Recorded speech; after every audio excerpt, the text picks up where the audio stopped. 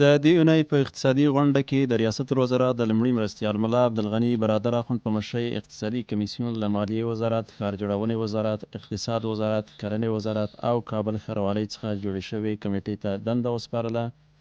ترڅو د اراضي ریاست د انتقال پروسه بشپړه کړي.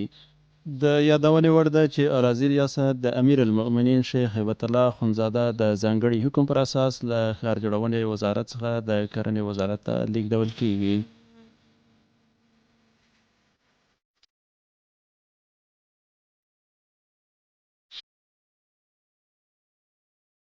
د دې ترڅنګ اقتصادي کمیسیون د افغانستان برېښنا شرکت ته دنده وسپارله ترڅو د وردګو ولایت د چک برېښنا بند د پاتې کارونو د لګښت په اړه دقیقه سروې وکړي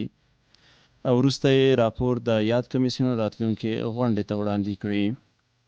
د چک برېښنا بند 3 توربینه لري چې په بیرته فعالېدو سره به 3.9 میګاواټه برېښنا تولید کړي.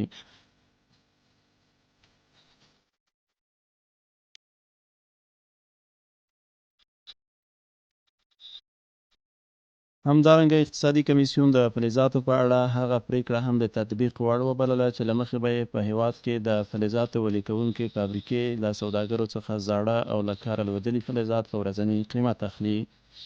د دې ترڅنګ سوداګرو ته اجازه نه ورکول کیږي چې دغه خام مواد له هیواد څخه بهر ته ولیږدوي.